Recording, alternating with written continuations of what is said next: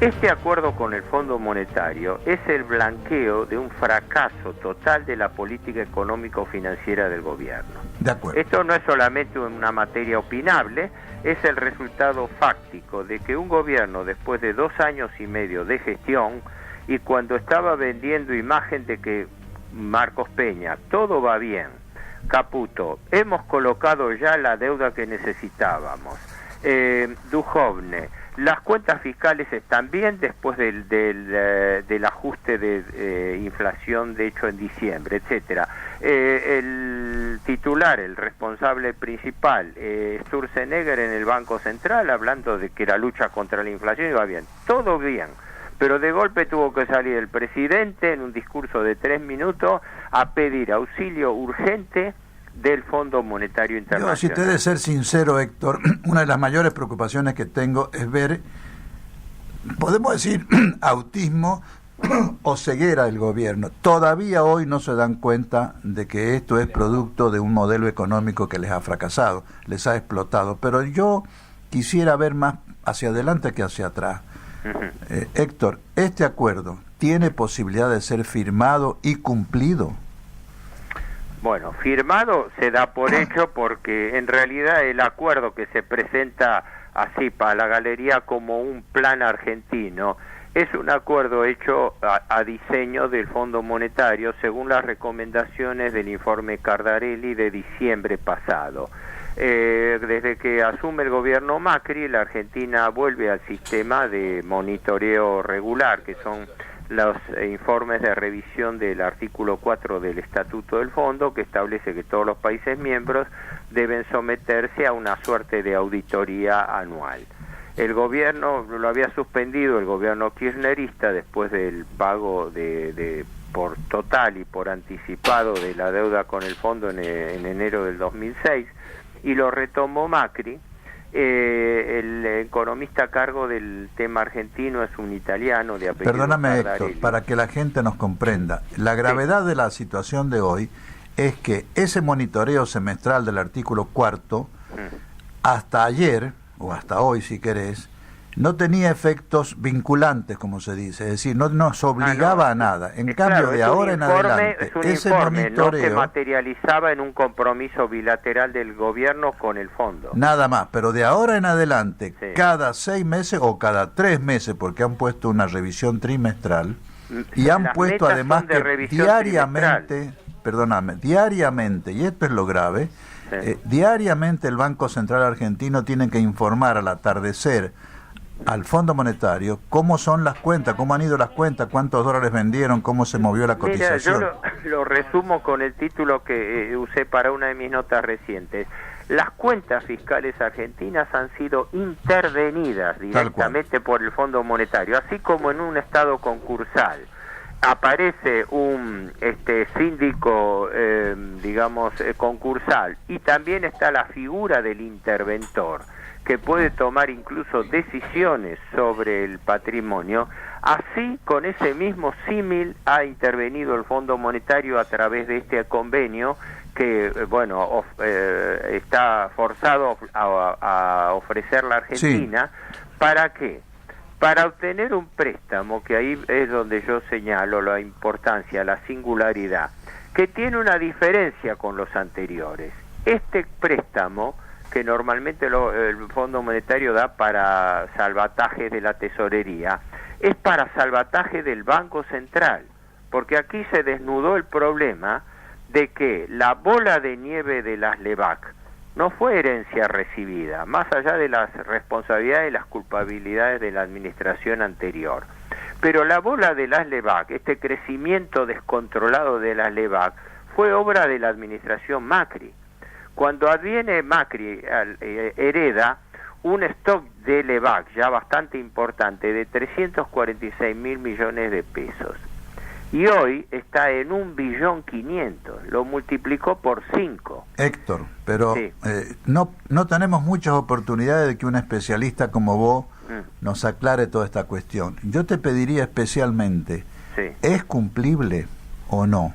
Ese es el gran interrogante. En principio las metas son tan estrictas a cumplir que, dada la informalidad argentina y la situación grave, hay distintos pronósticos de que esto va a ser muy difícil de cumplir, pero el Fondo Monetario, cuando da un apoyo, es un apoyo técnico-político, de tal manera que existen las alternativas de lo llamado waiver o dispensa o perdón.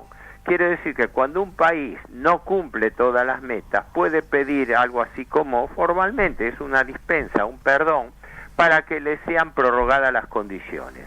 Pero por eso se descuenta en gran medida que esto va a llevar probablemente a la nueva política de los waivers. Es decir, el convenio no se cumple estrictamente pese a todos los sacrificios que se imponga y es renovado. Y esto es importantísimo porque estamos a mediados del 2018. Este convenio tiene vigencia por 3 años y, como vos bien observás, con difícil estado de cumplimiento, con lo cual va a ser prorrogado por waiver. Esto quiere decir que el convenio hoy condiciona al futuro gobierno argentino. Creo que la clave de lo que el fondo le está pidiendo, le está exigiendo al gobierno Macri, es que devalúe, porque ha llevado el retraso cambiario a una situación insostenible, pero que controle el traslado de la devaluación a los precios. Si el gobierno Macri no logra controlar el traslado de la devaluación a los precios, estamos frente a una nueva crisis tipo convertibilidad, o peor todavía, una crisis de tipo Rodrigazo, donde el gobierno no puede parar el traslado de la devaluación a la inflación. ¿A qué va a tender otra interrupción? Vos disculpame porque... No, está bien, perdona que yo a veces me pierdo por esto de que escucho más, pero decime vos. No, yo tengo una idea política de la situación, y te la voy a decir porque creo que es honesto que partamos de la base de lo que piensa cada uno. Yo creo, y esto lo he debatido con algunos compañeros que piensan lo contrario, y los respeto, pero no estoy de acuerdo con ellos. Yo creo que el plan es un plan que viene no solamente de las esferas financieras estrictas del Fondo Monetario Internacional, sino que se han puesto de acuerdo con la esfera de poder político, muy concretamente con el gobierno norteamericano, y no mucho más, porque en este momento las decisiones las toma unilateralmente el señor Trump. Pero vamos a eso. En la mente de Trump está no meterse, como me han dicho algunos, ni se ha enterado de todo esto. Trump dijo, estaba entretenido o preocupado con Corea y Rusia y compañía, o realmente es un plan político de salvar a Macri, porque y esta es la tesis mía, si Macri se les cae Latinoamérica por el efecto dominó. Está sí, por resolverse en eso el problema último estoy de acuerdo porque perdón, repetilo, que no te escuché. Se ha generado una artificial imagen de liderazgo de Macri en Iberoamérica. Sí. Es claro, dada la ausencia de líderes de otro tipo y habiendo caído, vos viste, en cadena todos estos gobiernos de tipo, yo diría en realidad de tipo socialdemócrata, ¿no? Como fue el caso de Brasil, primero con Lula y después con Dilma Rousseff. El desplazamiento progresivo de los distintos gobiernos que estaban en una línea nacional y popular, como, bueno, el chavismo que está hackeado, Correa en Ecuador, el desplazamiento que hubo en Perú por el presidente Kuczynski y otros. Efectivamente, a falta de un liderazgo de referencia, el Departamento de Estado estaría alentando ya a sostenerlo a Macri como único referente de un supuesto liderazgo en Iberoamérica. Bueno, ahora cuidado, más servil a los intereses norteamericanos. Escúchame, Héctor. Sí. Ahora hay una variante importante, el triunfo del señor Duque, creo que se llama, ¿no? Duque, sí. El nuevo presidente de Colombia significa un liderazgo de un país que tiene tantos habitantes como nosotros, un PBI menor, eso es cierto. Sí, en efecto. Pero que tiene una posición geopolítica muy importante porque es el único país sudamericano bioceánico. Pero quiere hacerte una pregunta, Quique. Sí, no, respecto a esto que estaban diciendo ustedes, si esto cuenta con el apoyo de Donald Trump puntualmente, no Estados Unidos, sino Donald Trump, mis análisis me llevan a pensar que no, que Trump por un lado está tan en otras cosas que este tema ni se le cruzó por su cabeza, Y segundo, las políticas que lleva adelante Trump en su propia casa no están alineadas con lo que quisieran las estructuras de poder del nuevo orden mundial, incluido el FMI. Esto de sostenerlo a Macri es más una iniciativa propia del FMI para sostener esta cuestión del neoliberalismo y de todas sus recetas y las políticas de la Escuela de Chicago, el monetarismo, Milton Friedman, todas políticas que ya están en caída. Donald Trump está preparando un hachazo mortal a toda esta estructura. Entonces yo creo que son los anticuerpos propios del sistema que se están moviendo para mantenerle la mano a Macri, si no es Macri o el populismo, y al populismo se están encargando de demonizar lo que quede bien demonizado, es Macri o el proteccionismo. Al proteccionismo también se están encargando de demonizarlo. Sí, Enrique, si me permitís, sí, complemento esto desde este punto de vista. El liderazgo macrista está sostenido artificialmente sobre la base teórica de que es un presidente que ha derrotado electoralmente al populismo, con el engañoso esquema de que ese populismo es supuestamente el peronismo, y que ese es el fantasma a atacar y es el fantasma a neutralizar. Pero más allá de las consideraciones políticas, el apoyo de los Estados Unidos, sea por Trump y todo, está sobreentendido porque Estados Unidos tiene un peso decisorio en las decisiones del fondo. Entonces, si justamente el viaje de los viajes que hizo Duhovne son para entrevistarse con la titular del fondo, Christine Lagarde, y con el secretario del Tesoro, Mnuchin, que es el portavoz financiero del gobierno. O sea que sin el apoyo norteamericano es impensable que este espaldarazo de darle un préstamo récord de $50.000 millones, que es un préstamo récord histórico, no solamente para Argentina, sino para el mundo. Esto repite en gran medida la idea del blindaje que apeló de la Rúa a fines del año 2000, desesperado para poder salvar la convertibilidad. Héctor, y este préstamo viene en realidad para salvar al gobierno Macri, porque lo ha dicho Peña y lo ha dicho Caputo, ministro de Finanzas. Han dicho, dice, este es el dinero con el cual el gobierno llega a las elecciones del 2019. Paremos ahí, Héctor, que quiere hacerte una pregunta, Paola. Sí. Hola, ¿qué tal, Héctor? Paola Vil, que le habla. ¿Qué tal? ¿Cómo te va? ¿Qué tal? Yo quería preguntarle acerca de las dos salidas que usted comentó, o declararnos en default, o sería una refinanciación la otra salida, ¿verdad? A ver, una traería a la otra, sí. Bueno, yo esto en soledad, digamos así, porque no puedo tener ni la más mínima influencia sobre las decisiones o la opinión pública. Pero efectivamente, yo lo que siempre sostengo es que la Argentina tiene que arrancar por un tema muy simple y muy directo: blanquear el default. Si vos estás imposibilitado de devolver hasta el último centavo de capital que vencen, este año vencen $67.000 millones sobre una deuda que ya pasa a los 335.000 millones. Pero de esos 67.000 millones no pagás un centavo de capital, sino que refinanciás hasta el último centavo que vence.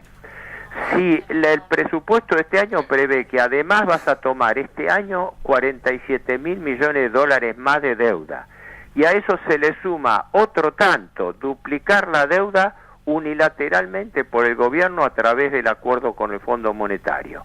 ¿Qué quiere decir eso? Que la cuenta de intereses está subiendo en forma astronómica y la Argentina ya no puede pagar los intereses.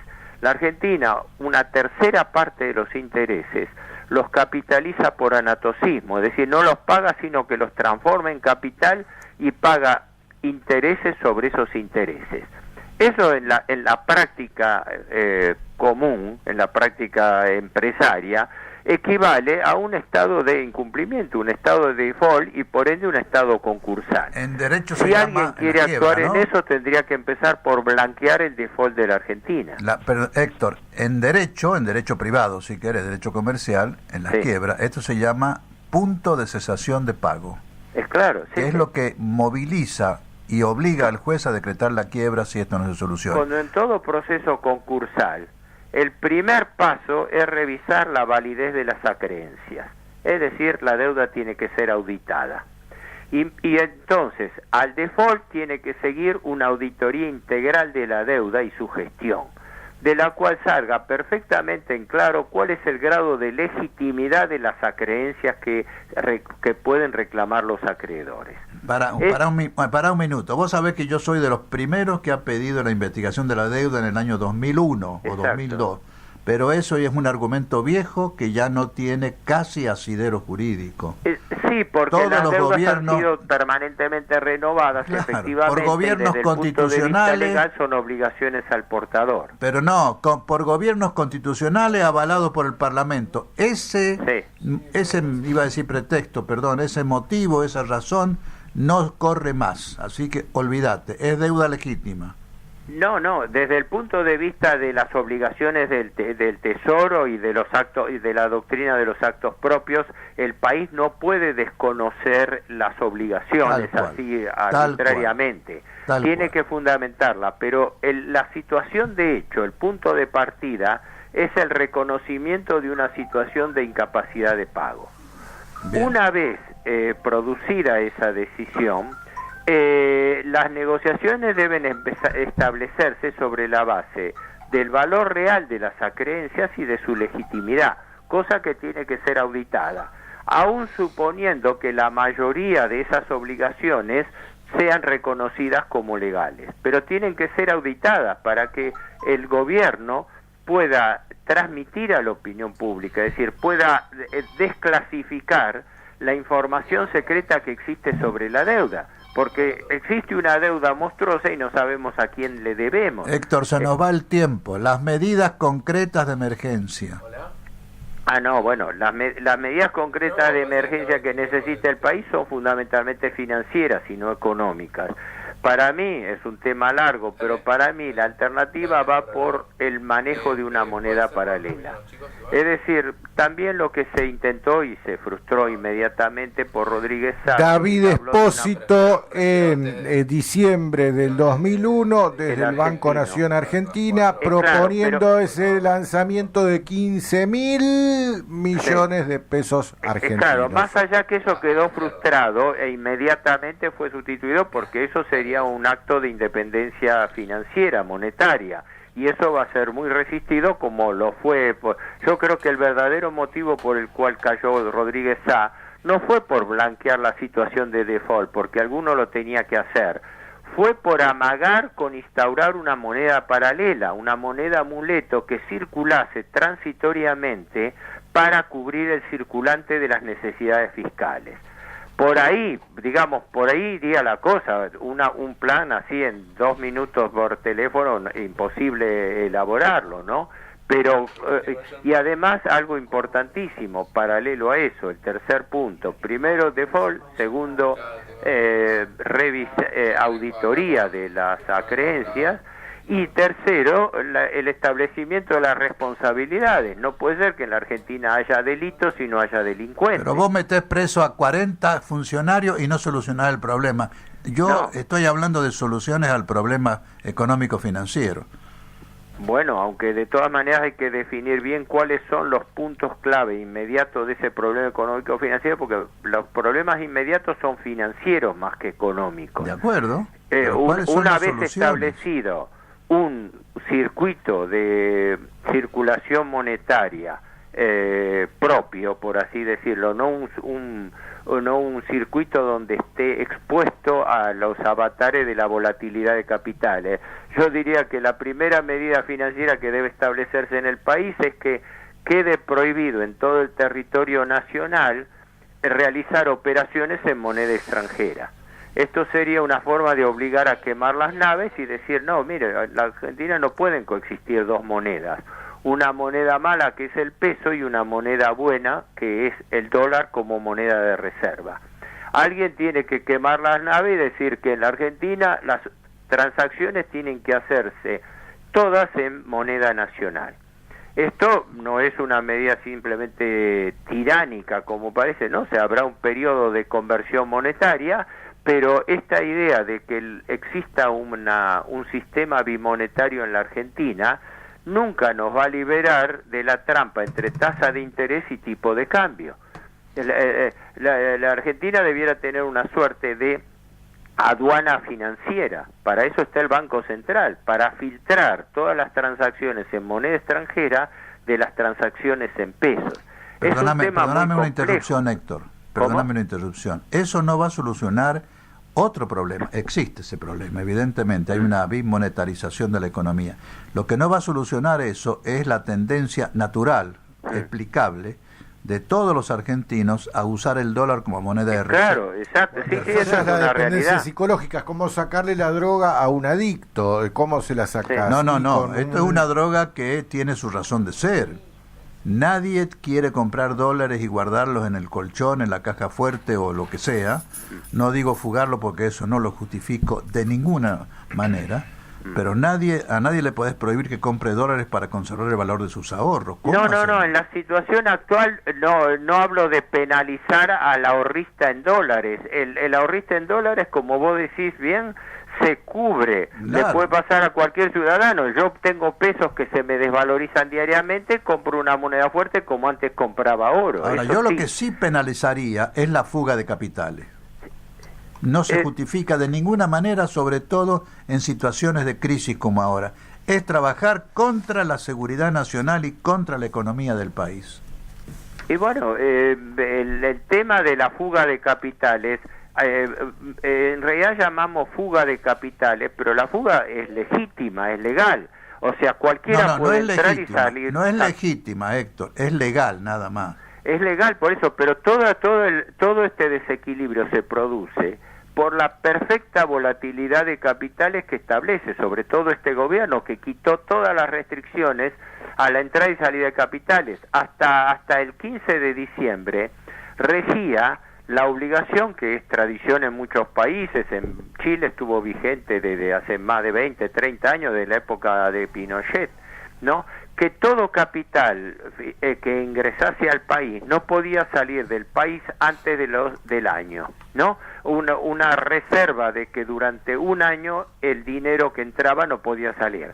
Apenas asume el gobierno Macri, esa obligación que regía también en la Argentina de un año, la reduce primero a 120 días y después, a mediados del año pasado, a 0 días. Quiere decir que vos, especulador extranjero, podés entrar con una suma irrestricta de dólares al país y te podés colocarlo a interés local, teniendo ganancias que son un múltiplo de las internacionales, y te podés ir si querés al día siguiente.